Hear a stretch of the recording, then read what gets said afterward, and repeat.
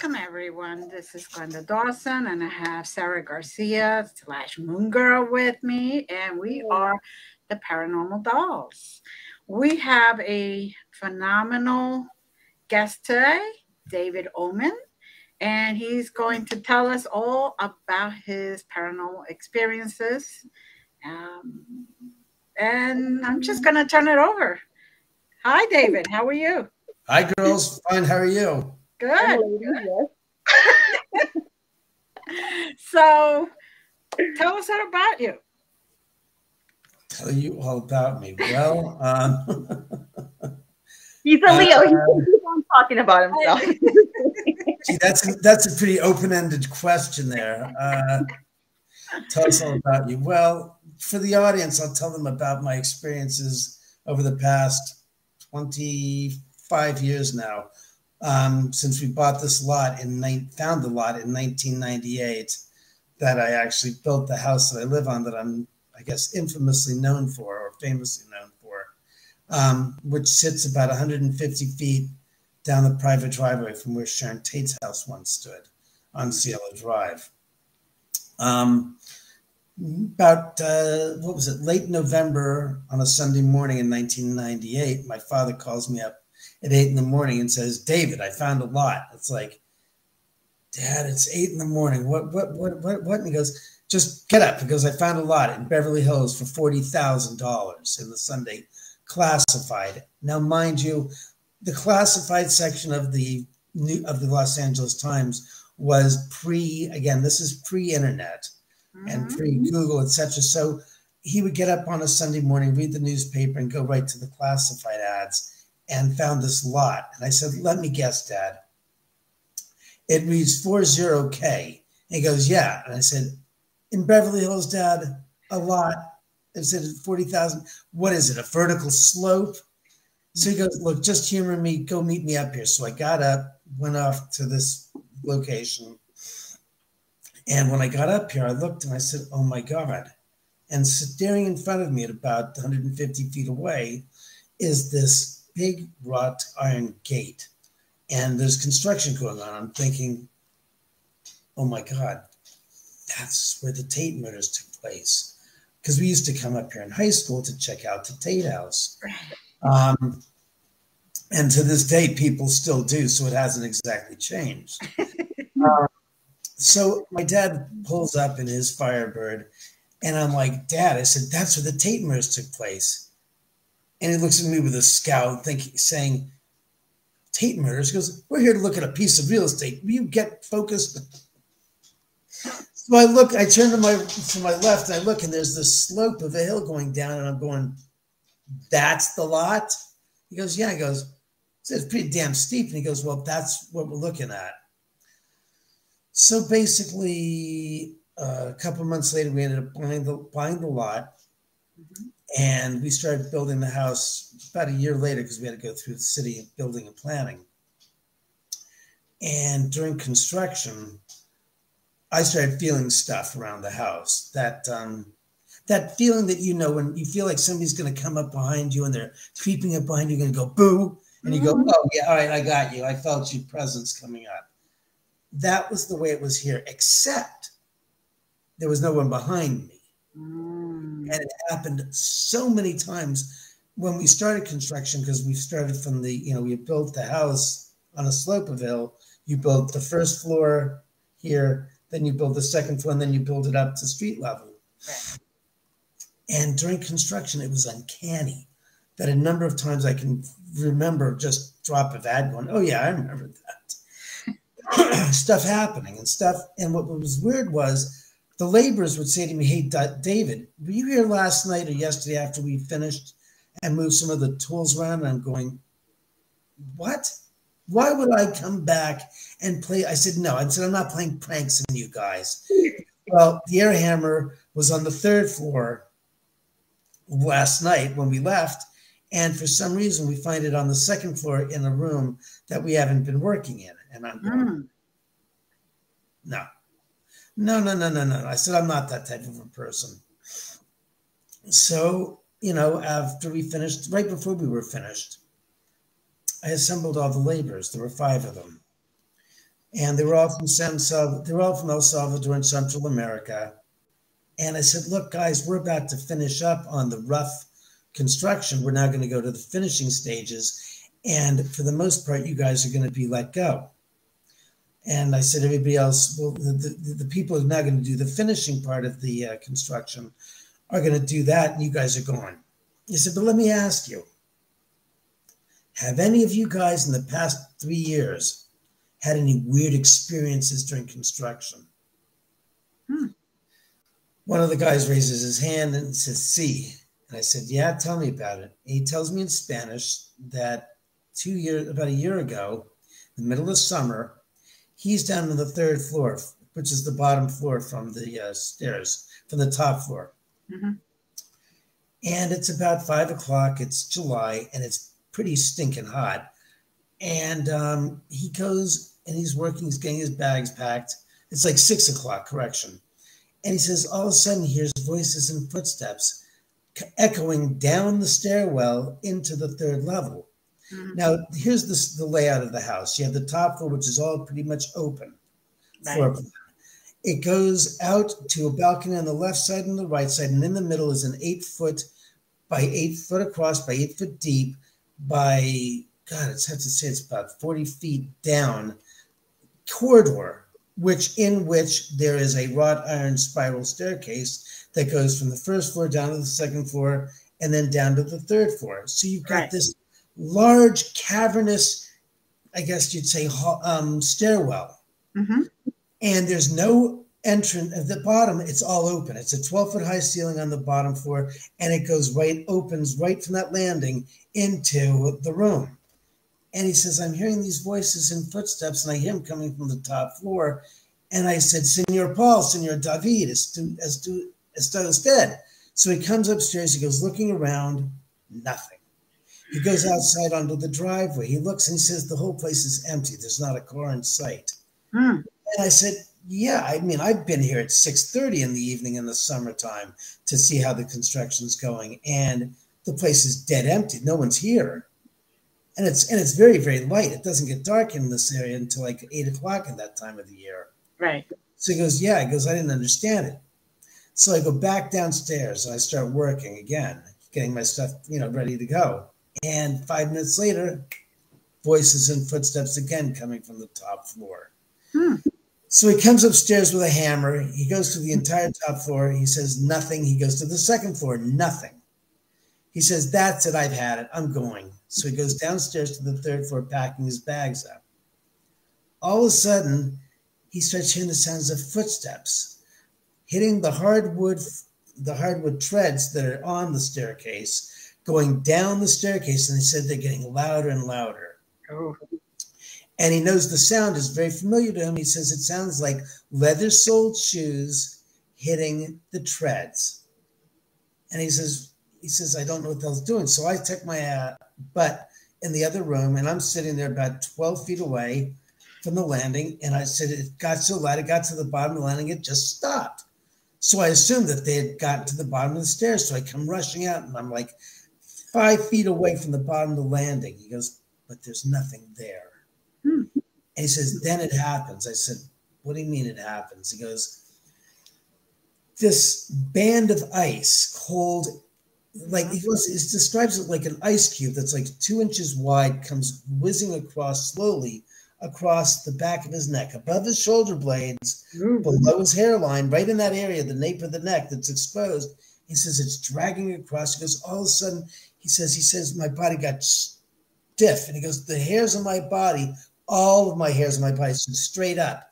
And he goes, a dos míos, ya me boy. Translated in Spanish, for those who don't know it, it means, oh my God, I'm leaving. Right. He didn't come back for 6 weeks. Oh, poor thing. During that time, I'm waiting for him because he's the guy that's doing the tiles in the master bath. He's been doing the tile work throughout the entire house. Right. And the last room he has to do is the master bathroom. And in the master bathroom, we went with natural stone. So it was really important for him to do it because he knew what he was doing and how to get it, how to arrange the natural stones in a way that were supposed to be. Because as I later found out, well, I'll just go to the rest of the story. So after the third week of him not being there and showing up, I said to the guys, I said, where is he? Oh, he's in San Salvador taking care of his sick mom. And I said, I'm too goddamn impatient. I said, that's it. I got to do it myself. I don't care. I've watched him. I said, you take the stone, the tile, you take the trowel, you dip it in the grout, you put it there and you slap it on there and you pop it on down there. You put the little plastic dividers in between the spacers. Big deal. Let's just say that is a load of crap. The guy had been doing it for 10 years. He could do it blindfolded. I start doing it, and I start to realize that you really got to make sure you measure the amount of sticky stuff of cement you put down there. You push them down, and it's like, I can feel it's like not sitting right. I had to pick it up, and it's like, oh, no, it didn't spread over here. I'm going, oh, God, this is... Make long story short, as it's done, after it's done, some of the tiles are a little taller than the other. Some are spaced a little differently than the others. And then I found out that natural stone, unlike man-made tiles, which are uniform, have natural veins going through them. And you're supposed to take them out of the box and arrange them in the pattern that is naturally cut from the stone, so you can get the pattern going. All right, here's one stone goes to this. The next one goes, oh, that's like a jigsaw puzzle. No. The pattern's like, one's here, then the other one's going, this one's like going, what the hell did you do? So when he looked at it, he goes, yeah, this is a pretty shitty job. He goes, I knew you did it, didn't you? It's like, he goes, yeah, it's bad. I said, what can we do? He goes, nothing. He goes, that's it. It's done. Your father doesn't want to spend money to buy new stone and redo the entire math. So to this day, people don't believe the story. It's like, come here. Look at this tile work in the master bathroom. You think the crown jewel of the bathrooms of the entire house, I would put myself in a position to say, oh, I want to make the story seem legit? No, it's legit. And so after I moved in, we started having stuff happen. Mm-hmm. My Rhodesian Ridgeback started barking at the front door, unannounced. And I say, all right, there's somebody there. Nothing. We would be at the dining room table having dinner, and we'd hear a knock, knock. The dog would start barking hysterically and go right up to the door. Open the door, my friends would, and there'd be no one there. And the thing about Ridgebacks, the reason why I got the Ridgeback and fell in love with them, besides the fact that they're a great-looking hound, their tendency by nature is not to bark just randomly. You know, the yappity yap. These are the antithesis of your yappity yappity dog. These dogs don't bark unless there's a threat to their home domain, or there's a threat by a person that's giving them the willies, and they're going to say, "Get away! I'm protecting my owner and my family from you." It's to warn them off, and otherwise, they don't bark. Well, this dog I have on video doing that routine when no one was behind the door, and it was strange as hell. And it was uncanny. And then we started having things happen where I was hearing voices in the middle of the night and sometimes during the day. And I'm thinking, whoa, what? And I'm thinking, it's one of the windows on the second or third floor that's open. Right. And you're hearing the neighbor who was down below, and he was on his rooftop deck talking. And I go through the house, and all the windows were shut. And then stuff started happening where we...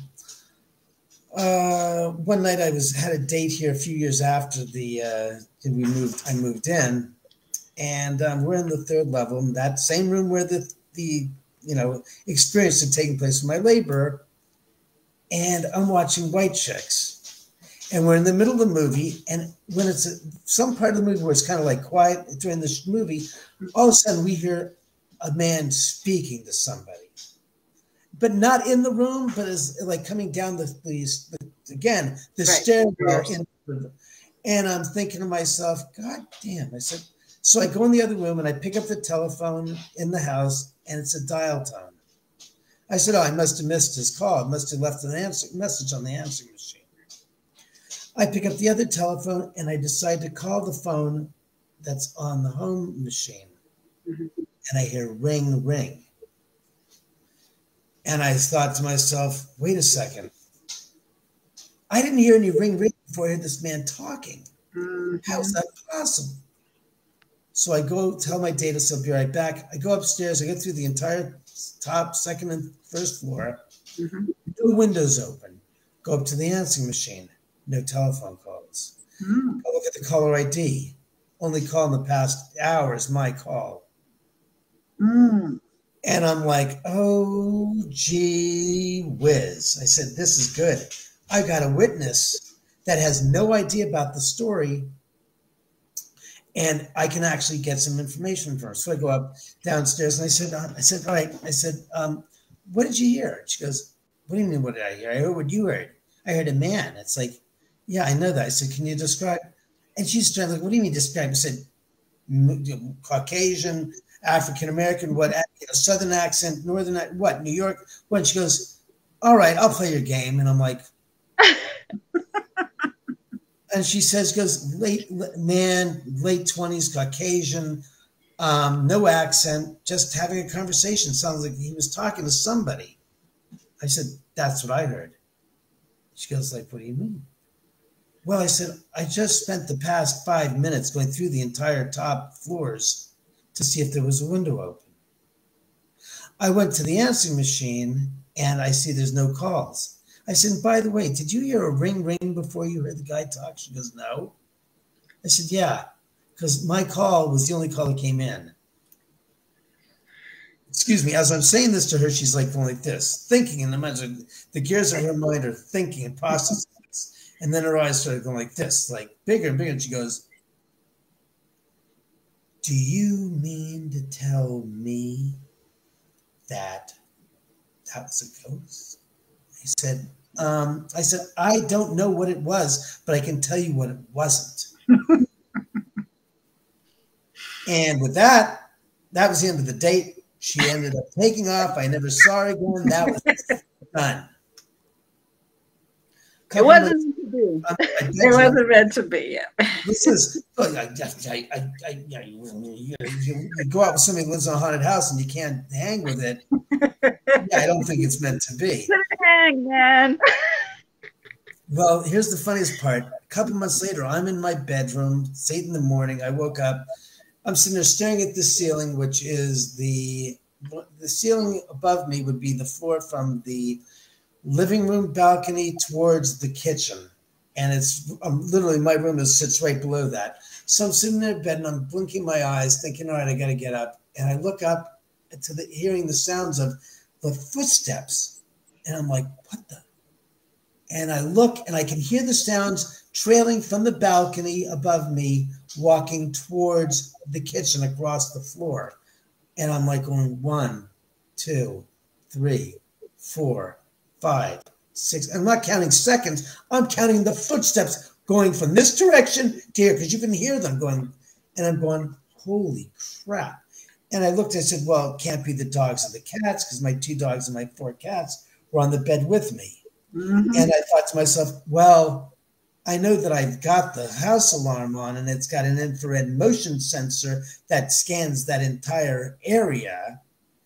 And it's on, and I look to my right, I look to my left, and there the alarm pad is there, and it's still blinking, and it's armed. I'm thinking, oh my God, I'm hearing the freaking voices couple months earlier, and now I'm hearing the footsteps that my contract labor heard years ago. I'm thinking, oh God. I said, that is such, oh my God. I said, okay, am I going to get up and go upstairs and check it out? It's like, hell no, I'm going to sit here and check the dogs in the safety of my bedroom for the next hour. So I sat there for the next hour till 9 o'clock. I said, it's 9 o'clock. All right, I got to go upstairs. I got to get on with the day. I go upstairs. The front door is deadbolt locked. The windows are locked. Nothing has been touched.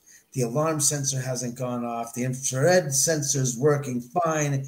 And I'm like, that is balls crazy nuts. I can't believe it. So that in a nutshell is my story. You know, You asked for an introduction. There's my There answer. you go. There you go. Well, Now, you did not disappoint. that, so I'm curious because I would have been that one that would have counted the footsteps and then gone upstairs and kind of started walking the same amount of footsteps to see where it led. Did you ever do that? No, but I knew. Like I said, in the house, and I've had company here, Right. real people in the house, and you can, like I said, it's clear enough that you can hear the sound of the footsteps going 1, 2, 3, 4, 5 across the floor above you, going, okay, you're going into the kitchen. There you go. Okay. And it was pretty clear. It was like going, holy hell. And at the time, we didn't have the camera system set up in the house. But since that time, I've got some video footage on my YouTube channel from, I think it was like 2 years ago now. At like 5 in the morning, I woke up in my bedroom again to go to the bathroom. Mm-hmm. And went in there. And as I'm cleaning up to come back to bed, I could hear, I don't want to say commotion because that's a little too dramatic, but I definitely heard sounds above me and thinking, and it was funny because people said, what did you do? What did you do? It's like, I was goddamn exhausted. I didn't want to get out of the bathroom to begin with. But the fact that I did, and when I'm sitting there and I'm hearing, I looked up and I'm thinking, what the hell is going on up there? And I said, oh God, they're having a freaking party. It's like, great. I said, I'm going back to bed. And I went back to bed. I then reviewed the footage. And there's an hour-long video of that whole floor from all these different camera angles.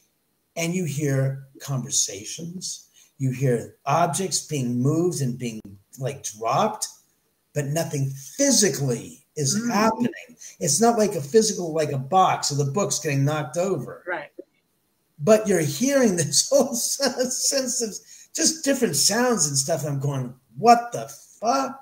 Holy my God. I'm like going, and people are just scared. It's like, no, when it bothers me is when they wake me up, but they're pretty good about not interfering with my sleep in such a way that it's so pronounced and making me feel like, oh crap, they're bothering me. It's like, then I'd say, hey, you a-holes, cut it out. I want to sleep and I don't want you to disturb me. But like I said, it's for the most part, it's innocuous to my senses. Mm-hmm. Maybe that's because it doesn't bother me anymore and I'm not focused on it. Unless something happens and it's like, okay, I heard that. Mm-hmm. And it gets my attention. Otherwise, I don't really, how should I say, pay much attention to it at all. Right. Well, after a while, you just kind of get used to it. And as long as everybody stays in their lane, so to speak, and, Oh, yeah, I'm going to stay in your lane. So what lane are we in? It goes, we're dead. It's like, well, that's right, you're dead. I'm sorry. What am I thinking? What kind of car are you driving? That's right, you're not driving a car. You're in a Ghostmobile. I live in a house of 1900, so I have my own share of tenants, as I call them. And I keep telling them, you stay quiet, you don't bother anybody on the second floor and the first floor, you could stay in the attic. And we're good. Very good. So I've tried that type of in a similar way, but I say to them, I said, I don't care where you guys go and hang out. That doesn't matter. I said, just be respectful. I said, if somebody's not being respectful towards you, I would take it the same way personally that I would take it whether I was dead or alive. It's an irritation. It's a source of non-acknowledgement. Mm-hmm. And I know from maybe that's why the spirits I can relate to them and they can relate to me, is that when I was ignored, I took offense to it by some of these, by my family members. They would say, oh, just ignore him. It's like, really? You think that's going to help? I don't think so. You're just pushing away. What the old saying is the harder you push, the harder they're going to push back. Right. But then, yeah, like I said, I've never felt threatened. I've always felt appreciated, except for one time when I got an electric bill a number of years ago that was 3 or 4 times the normal amount. It was about $800. And I was like, my regular bill is $200. What the fuck? And when I tell the story, they go, what, are you serious? I marched down. I came in the house, opened up the letters. Like, I didn't not even take a beat. I walked straight across the living room, walked down the stairwell, walked down the corridor to the second floor to the laundry room, adjacent to where I am right now. And I had in my right hand the bill. And I was fuming. It was like, you didn't just add insult to injury with that act. And I said, spirits, I have in my hands a, God, you know what, electric bill. It's 3 times the amount that I usually pay. I said, I don't know who the hell you think you are. I said, the last time I checked, I'm the only one here that's wearing pants. And in those pants is a back pocket. And in that back pocket is a wallet. And in that wallet is money and a credit card and a debit card, in which this all is going to come out of my personal hide. I said, last I checked, and I went, you're not going to do this to me ever again. I will get the world's greatest psychics, the world's greatest medium, the world's greatest exorcist here, and send you packing. If you were going to send me to the God, you know what, poorhouse, I said, last I checked, I said, there was nothing here but a vacant piece of land. I said, and after 4 years since we purchased it to where we are when we finished it almost, I said, my mom and my dad and I spent all that time, my blood, sweat, and tears building this. I said, you're taking advantage of this prime piece of real estate.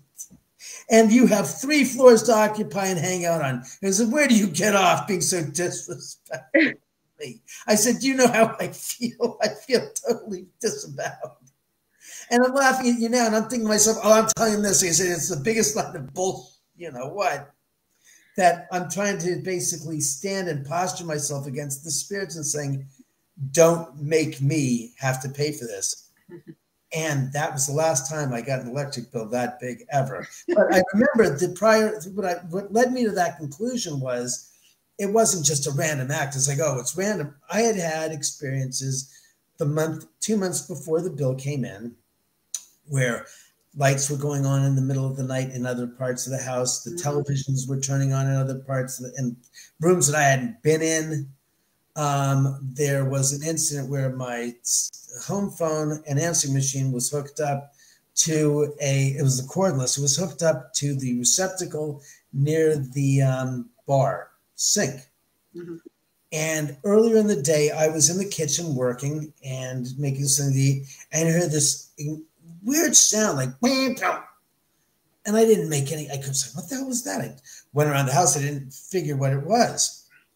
A couple of hours later, my friend called me on my son. He goes, hey, your phone's out. I said, what? He goes, yeah, I can't call your house. I went to the telephone extension where the machine was plugged into the wall, and the cordless handset, the base unit was, and I look at the gosh darn receptacle where the plug is, and it's one of those IFGs, which is it's a ground receptacle that's got a little, it's a water outlet receptacle there. So if it gets shorted, it automatically sets out the receptor. Has to be reset. So I looked at the little freaking button, and apparently the sound that I heard 4 hours earlier was that receptor being blown out. So I had to reset the thing and push it in, and the phone was not working. And I was like, what, 4 hours, no telephone? Because that's what you did to me? Some funny joke. And I realized that all those different occurrences were leading up to the electrical issues that we had the following 2 months later.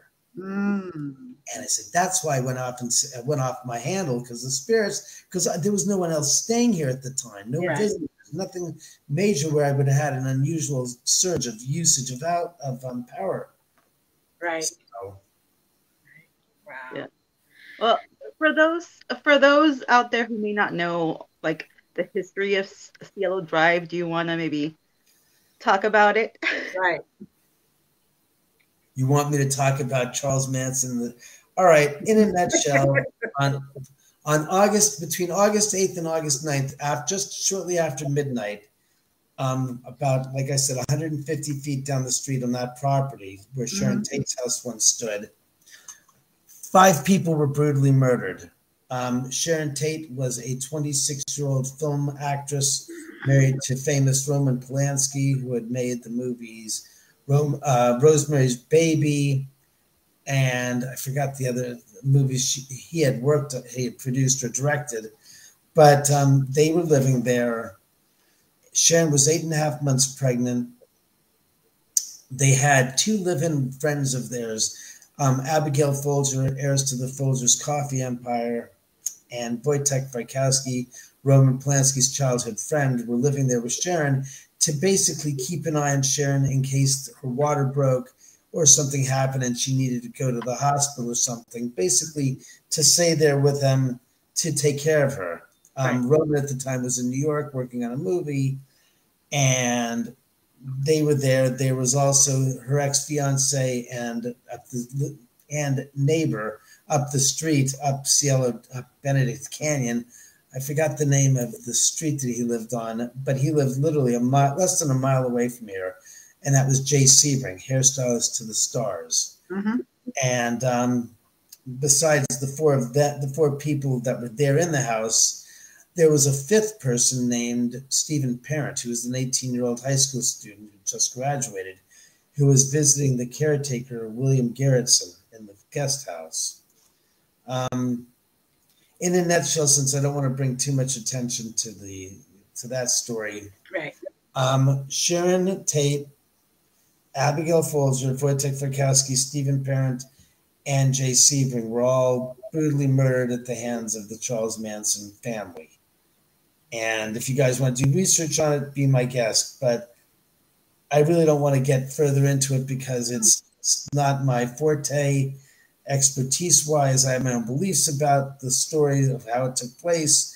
And there's a cottage industry right now that people are milking to death about, I don't want to say reinventing, but reassessing the sequence of events and the motives of the murders and the people that were all involved in it and the different reasons behind the murders. And to me, that's just not for me. I would suggest looking up Scott Michaels at Dearly Departed Tours, Hollywood, and researching through him, because he is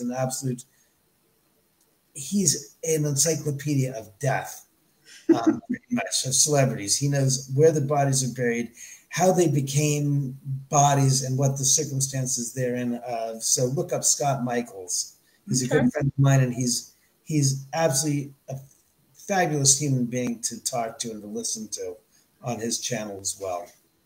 Now you have a book, right? Let's see that book. There we go. Yes. This is the book. Tell us about the book. Well, the book's basically my attempt to set the record straight about my story. Since I've been on bunches of television shows, Ghost Hunters, My Ghost Story, Paranormal Witness, and Ghost Adventures. And the thing I've noticed about those shows are, it's true. The TV is entertainment. It is not. It used to be educational. It's a lot more entertainment based. But after doing the 8 television shows in the U.S. And a few across the globe, I got tired of watching my story become dramatized, and some of the facts were correct, except in the portrayal of the facts. In some cases, the timeline was askewed. Meaning, in one show, My Ghost Story, you watch the episode, and my friend's all sitting and goes, "God, that all happened in the first 2 weeks you lived there?" I said, no. I said, no, this isn't the Amityville Horror Story. I said, those incidents took place over the course of 4 years. I said, they said, what? And I said, yeah. I said, that happened in 2002. That happened in 2005. And they're going, what? I said, yeah. He goes, well, the way it seems like you moved in, all this stuff started happening. I said, I didn't make the movie until 2005. I said, what do you start making it until then? I said, these people weren't even in my life in 2002 when I moved in. So I basically, and of course, with Ghost Adventures, with what Zach said about the house being built on native ceremonial burial grounds, which is the biggest crock of poop that ever hit the fans. And I said, I'm defending myself to people who are telling me what he said.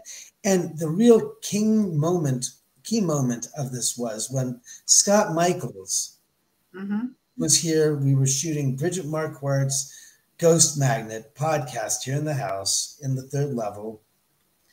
And Scott started going on about, well, Benedict Canyon was all Native American ceremonial burial grounds. My jaw went slack and my thoughts went, the hell have I heard that before? And I said to him when we went to a break, I said, Scott, what that you just mentioned about Benedict Canyon is all Native American burial grounds, where did you come up with that? He goes, oh, from Zach Baggins. He told me this. And I go, since when did Zach Baggins have a degree in history? Since when does Zach Baggins have a degree in paleontology? Since when does Zach Baggins know anything about this GD area that I didn't tell him about for the show? I said, he has no effing clue. I said, Scott, I said, I hate to break this to you. That's a complete lie. I said, that is not the case.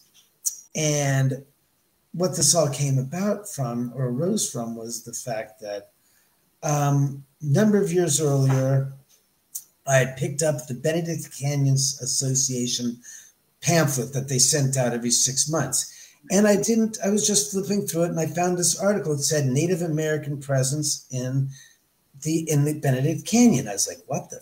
So I started reading the article, and it says that in the early 1800s, that the original owner of Benedict Canyon and the whole surrounding areas was this Spanish woman that was African American and Spanish, and her husband, she was a widower, and her husband was this famous general or colonel, and he was deeded this huge plot of land, 4,500 acres of land that the Mexican government had deeded to her or to him, and it was entrusted to her for them to develop. And they were basically huge tracts of lands that they would give to individuals to develop, kind of like what they did later on with the Sooners. They would give away free land to people to stake their claim on the property, to develop it, to bring in the revenue so that it would become agriculturally sound and fit. Right. Well, it said, I later found out, it said that there was an incursion a mile away from where I live. And I was like, what? On Chevy Chase in Benedict Canyon, there's a boulder and there's a placard saying on this spot in this spot in 1925, the remains of 3 Native Americans were uncovered from a battle that took place early on in the mid-1800s. So I did the research. And what it said is this woman, I forgot her name offhand, but she had her house about a mile away from there, down towards which is now Sunset and Alpine, and she had a ranch there, and her home was there. And the Native Americans that were the Tongva tribesmen, which were pushed back into the canyons, and their properties and their lands were all basically turned into walnut groves and other agricultural developments. They would have and make incursionary raids on her pueblo down there, on her little villa, and steal chickens and goats and generally harass them. Well, on this one occasion, it turns out I think it was August of 1846, they came down there, and this time her ranch hands were prepared. And there started a running battle from her property at Alpine and Sunset that ended in the Walnut Grove, which is now Chevy Chase and Alpine. And they buried the 3 Native Americans that were killed on the spot. Only to be uncovered 80 some odd years later in 1925 when they started building the Beverly Hills First Women's Club. And that location is literally less than a mile as the crow flies from where my house is and where Sharon's house stood. And what's interesting is the geography of where Sharon's house stood is that it's on the top of the mountain. It's not on the top of the mountain, but it's just below the top of the mountain. But it's a large plateau, a flat pad of land that looks straight down on the canyon. So, since the Native Americans were basically forced up into the canyons, this plot of land was very, very useful as being able to sight and see the incursionary forces coming up the canyons. Right. Well, as it turns out, when we were building this house, that house was under construction as well. And I used to walk down there, and the owner then, Mr. Weintraub, was trying to sell the house, and he brought my father and I onto the property, trying to sell us that, developed property now. Sharon's house was torn down. And every time I walked on that land, it was just like, got this just like, woo, wow, just a vibe, just like intenseness. And my friends that used to come over in 2002 that were gifted used to say, God, DAM, we feel Native American energies in this. And I'm thinking, what? Later on, a few years later, I read the article. It's like, I didn't realize that the Native American history of this area, which predates the development of the area in 1870, was just thick, rich with history.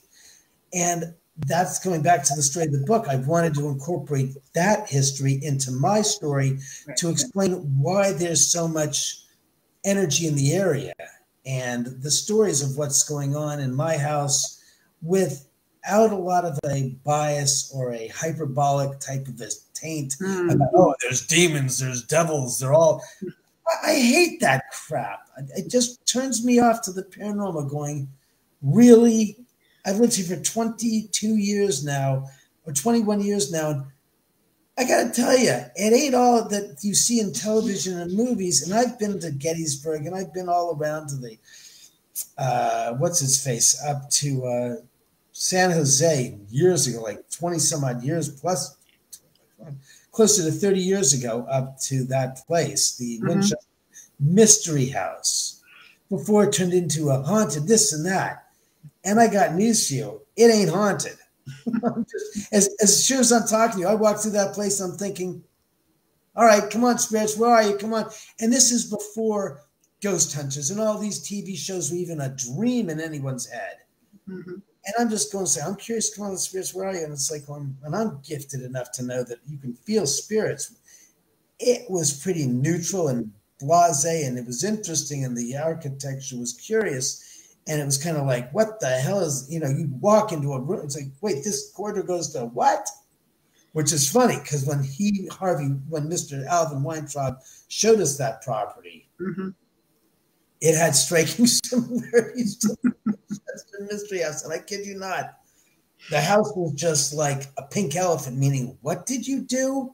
Who was the architect? There was literally an alcove that was like a hallway that went and it turned around till it got to zip. And I said, okay, what am I missing here? I just spent 5 feet here, 10 feet here, 6 feet here, and then turned the corner and there's nothing. I said, there's not a closet.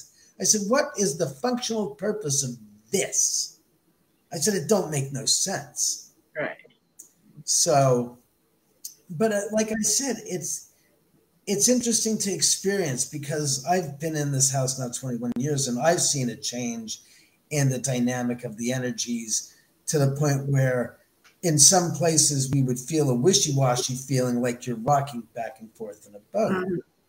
And that used to be all the time. And nowadays it's an occurrence that occurs rarely, but it still happens. But nothing compared to the way it was in the first couple of years. You think that has to do with the fact that maybe your house had a lot of activity, like you had like paranormal investigators, mediums? Do you think that maybe they tried to kind of like, I don't know, let them cross over or something like that? Or do you just think that they're just like, I'm done entertaining you guys? Well, What do you think that's? When I first moved in here, and I'd say for the first, we didn't bring any psychics in here until 2004 on the anniversary. So I've been here so by that time I had been here for 2 years.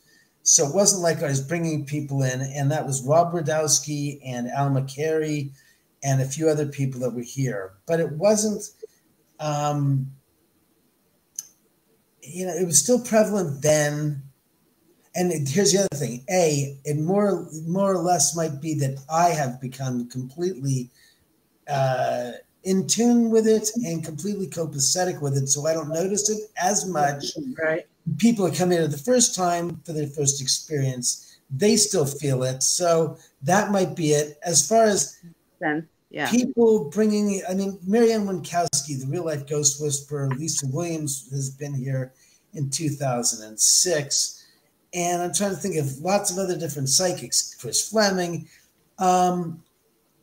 But Winkowski and Lisa Williams both said the same thing. They said that the house is like a giant ghost flop house. There's nothing we can do to stop that from happening. It's beyond our control. And to be honest with you, there's nothing to do. They're just coming in, they're coming out. There's some resident spirits that hang around here. And I'm like going, okay, so in a nutshell, there's not a hell of a lot I can do. It's like, basically, no. And nothing, anybody says otherwise can talk a wicked game, but they're not going to have much effect because this is like a hotel and there's a revolving door, is what Lisa, what Marianne says. She goes, you have a revolving door at your front door. I'm going, she goes, yeah, there's people coming in. There people going, forget it.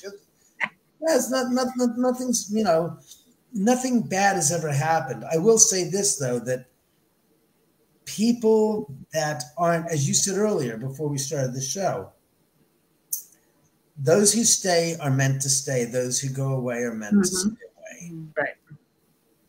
And that's how it really is. It's almost, in my estimation, it's a great barometer and a filter. Yeah. And that's how that's how I feel about it. That's how I interpret it and how I deal with it. And when people are like, I gotta go, it's like, fine, go. An ex-girlfriend of mine years ago said, because I feel like it's a prison. It's like, if it feels like a prison to you, then there's something that is reflective upon you that is about you, not the house. Right. I had a similar conversation with somebody the other day. I'm like, when ghosts attack people or, hurt them, if you want to say that, I always think, like, is it because they don't like them? There's something about them that they don't like, because you could be in a group where you're investigating and no one else feels something negative. No one else gets hurt or whatever. So I'm like, is it something about you maybe? Well, it's true. I agree with you 100%. I had once an occasion where we had 3 guys were a paranormal team on YouTube, whatever, blah, big following, blah, blah, blah. And one of the guys, we were on the 3rd floor in the theater room, and one of the guys said, the door shut on its own. And they knew, they were told, they were told that there were 2 cameras in that room and in all the parts of the house. And I watched the footage. As clear as day, the guy that was the 3rd member of their team kicked the guy's darn door shut. And I'm thinking, I can see you as clear as a bell kicking the. So I brought the other 2 members of the team, and I said, by the way, I want to show you something. I said, you're about the door. I said, that's bull. He goes, what do you mean? I said, your gosh darn 3rd member was the reason why the door. Showed him the footage. I don't know if it was disbelief or disregard or they were all in on it. Right. Because I just realized it's like, the reason why the 2 didn't say anything is because they're involved in the same practice of, well, nothing's happened. Let's make it happen. Let's, create some stir and a buzz that's, and it just dawns on me. That's why they were so not reticent against it, but upset. Felt that I was accusing them of something that was false. And it's like, but it's on the gosh darn video. You can see the gosh darn guy's foot, move, Oh, and then the door shuts. But that's the thing that I've noticed. I just realized that some people, you know, and I'm surprised that the spirits didn't, you know, basically say, you're out of here before that takes place, because as I've said to people before, why would I fake anything for ratings if in fact that which is credibility can never be regained once it's lost? Very true. And that's why I don't play that game of ever trying to, as you say, I don't like to do that, because that's bull. And bull is just, anybody can create something that's fake and salacious, but once you're found out to be a fraud, you're done. There's no, you know, cross. Not going back. 100%. No. And so that's why I said I've got the cameras, and people said, have there been occasions where you've had something happen and you can verify that it's not related to the paranormal? And I said, yes, it's happened before. And it's one interesting situation was there was a group group of friends of mine were on the third floor in the guest bedroom. Mm-hmm. And I was upstairs talking to one of their friends, getting something to drink, a soda out of the bar. And I was cracking up, and I pounded my hand on top of the counter. And it's, you know, the top floor to the third floor, there's a space in between. So I'm not thinking anything. About 10 seconds later, I hear the scream from the bottom of the floor saying, oh my God, we heard something. So I come right down. What is it? We heard a bang, a tap from the closet. So I went up and I said, let's watch the footage. So sure enough, you heard tap. I said, wait a second. Let's see what the other cameras in the rest of the house are to see if we can isolate where there's a possible transfer of sound. Right. Sure enough, at the time that they hear the tap, I'm on the top floor, and I had just hit the bar, and apparently one of the support beams that goes from the top floor from the bar goes straight down through the floor below, which is the closet below, in the room below, to that closet, straight down, all the way down. And I said, that's it. It's not ghosts. And I showed him the footage. I said, look what I'm doing. I said, look at the time code. Look at the time code. When you hear the sound, it says it matches. That was the cause of it. Right. Because there's no point in faking anything, because once you've done it, you can't. And, you know, I mean, as far as people's reaction, you can't control that. But as far as my reaction to it, it doesn't bother me. I mean, people said, aren't you afraid? Aren't you scared? I said, there's an example of it's a video I shot a couple of years ago, 1:45 in the morning. I'm going from the laundry room down the hallway towards the staircase to go upstairs to get something to drink. As I'm walking past my bedroom door, I thought to myself, spirits, I got you covered. I'm your man. And I threw my hand up. Right as if it's in response to the hand going up gesture here. And I heard knock, knock. And I stopped literally 5 feet from the camera, the stairwell. And I'm like, and you can see it in my face. There's no denying it. I'm shell-shocked. I'm like, that lasted about 20 seconds. And I'm thinking to myself, wait a second. Why would a burglar do knock, knock? I said, to give himself up in a way? It's like, no, that's gone. So it's not a physical being. It's like, oh, shh. And then I said, oh, my God. The spirits can read my mind? Holy crap, there's no safe sanctuary. So I went from a petrified state, you know, processing, going, go upstairs. I said, spirits, what the hell is that all about? So now you can read my mind? There's no safe haven for me? I said, that's it. And you watch the whole video, and I went through the entire house with all the cameras, and you can hear the knock, knock to different levels of volume, but it's like clear as a bell. There is somebody that's acknowledging what I'm thinking. But that's it, because you can't live on the razor's edge. Otherwise, you'll go crazy. Yeah. No. You know, some people say, how can I do that? How could I go into houses or buildings with ghosts that I already know are there? I said, you don't understand. Every single place you go to, you may not be aware of it, but they're there. Yeah. You know, the earth has been around for a long time. And there's been a lot of people that have died, and eventually, you know, the spirits will come around. So just some places attract them more than others. That's all. It's like, yeah, it's silly. It's silly to think that we're the only ones here. It's That's for true. sure. Yeah. Now, you're also a producer. You want to tell us a little bit about that and the movie? Yeah. Well, I'm a producer in name only. In my estimation, until the film is out and released to the public, it doesn't matter what you've got. So what you're speaking of is this, my film House at the End of the Drive. Okay. That was basically a fictionalized account of my story of a guy. It's a story about a guy who buys a house on a private drive.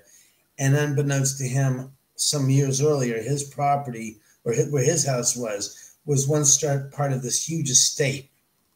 Mm-hmm. The property being the end of the street was where this terrible murders took place, which is, quote unquote, how should we say, the fictionalized account of the Sharon Tate murders. Right. And what happened is 54 years ago, 4 people were killed at the end of the street. And then after that, they subdivided the lots leading up to the property and built houses. But at the time when he buys the house, he doesn't know it. All the other houses are up for sale and vacant.